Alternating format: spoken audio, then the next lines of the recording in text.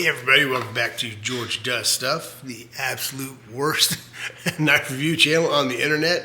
And nobody has disputed that yet. So actually there have been a couple comments of people claiming their knife channels are worse, but I don't believe them. I still think mine is the worst. Today, I bought a few knives all at once. If you saw my last video, I reviewed the Kumu Compadre. Which just blew my mind. Absolutely fantastic knife. And it's, I think I got mine for $279. So that was, I probably should have put that in there, and I may go back and edit that video, do that. But anyhow, I decided I want to get some more budget-oriented knives. I have a lot of very cheap knives. I have a lot of knives that are, I had the Ozark Trail that are $10 knives. I have $15 Flisson knives. I have $22, $23 X-Took knives, and so kind of that moving up the budget territory. And obviously everybody's budget is different. What may be a budget for knife for somebody may be a safe queen for somebody else. But that being said, this knife is pretty available to just about anybody. I believe I paid $52-ish for this on Amazon. It's a knife that it varies quite a bit. As time goes on, and with what's happening with tariffs and stuff like that, who knows? But this is a Chinese-made, U.S.-designed Kershaw knife, and this is the, if I can get the box open, which I might not be able to do. Thanks, cough syrup. No, I'm just kidding. And this knife, I haven't carried this knife, but I've already opened this, so this is nothing. This is nothing new. Got a little QR code for all that stuff on there. Little, I guess, instructions and things of that nature. All right. And then packed with no desiccant, which good on you, Kershaw, for doing that. This is the Kershaw Iridium. And I'm going to tell you right now, I really like this knife. I think this is a really, really well done knife for the price. It is ridiculously nice. It's got really nice aluminum scales. It's got a axis lock, or whatever Kershaw calls it. It's got a nice carry. The only thing I really don't care for this orange spacer. I wish they'd go with, I'm a blue guy, a blue or even a raw aluminum or something I think would look better. I don't understand. I mean, I could touch a color, whatever, but I even went to UT and I'm not big on the burnt orange. I just think it's an odd color choice. I guess it's supposed to be a copper. That being said, is that contoured? I think it's actually slightly contoured, the aluminum. It has a really nice feel to it. Has a great heft to it, especially for a knife that costs $50. I mean, this does not feel in any way, shape, or form like a $50 knife. It has a nice little clip on there, which is reversible, which is always nice. And the great thing about these axis type locks is that they're truly ambidextrous. So if you're left-handed or right-handed, you can flip that over and you're good to go. Or you can take the clip off altogether and just use a lanyard, because they have the world's second largest lanyard hole in the world for a knife that's really not that big. Anyway, let's get her open. There we go. It's got a nice smooth action. It's got a nice big fingerprint, which we all like to see on there. It's got it is got a really nice lockup. Feels really good. It's got 3 jumps. I wouldn't call that jumping. You get 3 jumps in a row there. They actually do provide a little bit of purchase, though, oddly enough. They're not hyper aggressive. They're definitely enough to kind of stop your finger a little bit. This shape of this handle, though, these scales are that's just really, really comfortable. I mean, I have probably medium-sized fat hands, and that's very, very comfortable. I really, really like this blade shape a lot. I think it's just a really nice design. I like the little swedge they have on here. It thickens out towards the tip. The knife came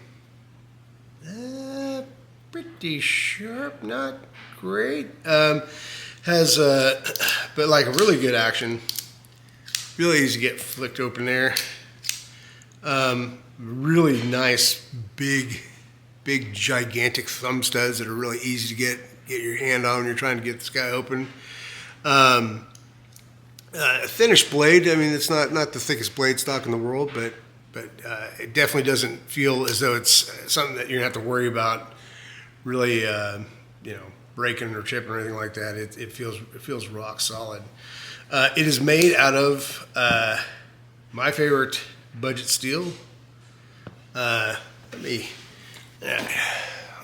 get some of this fingerprinting off here, because I love that machine satin finish. I just think that's a great look. Let's see if we can get in here and really get into that.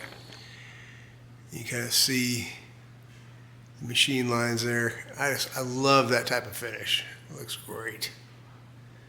And you may be able to see on there, let's see if I can get this guy into focus. D2. I love me some D2 steel. So this is, some people complain about the billboarding on these knives. I think the billboarding on particularly on the iridiums is pretty negligible. It's not something that really takes up the vast majority of the blade or anything. But to me personally, I don't mind it at all. I'm a huge Microtech fan, and Microtechs have all sort of have full, anthologies written on them and various legendary scripts and things written all over them, and it doesn't bother me at all. It doesn't really bother me. It doesn't affect the functionality of the knife, and in that case, what do I care? Let's see. Anything else? The action's really good. Centering is good enough.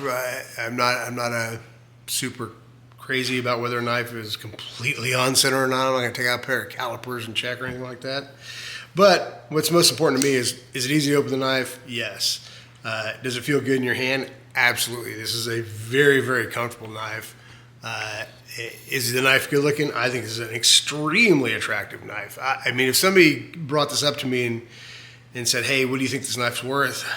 I'd say well over $100, easy. It's just a really, really well put together, well designed, good looking, great feeling knife. I can tell you that I think that might have a decent edge on there. I may have feeling it with the callus or something before, but yeah, I definitely can feel that has a decent edge on it.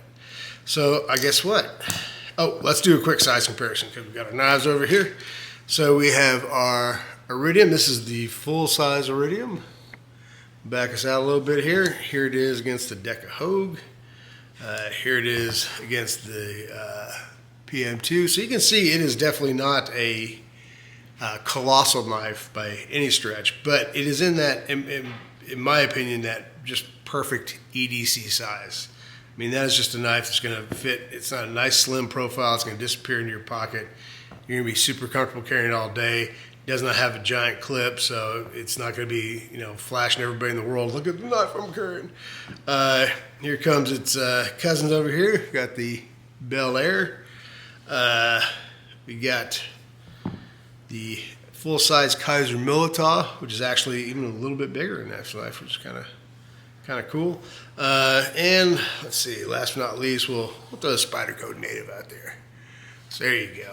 So that's a decent size comparison to get an idea of where it fits into the pocket knife family. I can tell you, it is, in my opinion, it is a very handsome knife. And as a result of my miscellaneous ramblings that have, the specs on this knife, I will put them specs up somewhere around here, maybe, hopefully. And so you'll be able to know exactly how big it is. But again, aluminum scales, D2 steel, axis lock, really just a very well put together knife. And now for the part that nobody's been waiting for, but it's my favorite part. That's when we get to cut some paper with it. So fortunately I have some paper right here to sacrifice to the paper gods. Let's see how we do. I have a feeling this is going to do okay. Again, this is a factory edge. I did not put this edge on here. Oh yeah. Oh yeah. That's pretty good. It's a little toothy. It's a little toothy, but it is it's nice. That is nice. That will definitely get the job done. And quite frankly, isn't that why we all have knives? To get the job done. All right, folks, that's it. That's all I got for you. Thank you so much for watching. Again, I cannot thank my subscribers enough for subscribing. I don't ask for subscribers, so if you subscribe, that's great. If you don't, also great. I just want people to just be entertained and enjoy, maybe learn a little something about different models of knives and different manufacturers and stuff like that, and spread the happiness throughout the internet. I don't know. I'm rambling now. Anyway, thank you guys so much for watching, and we'll talk to you soon.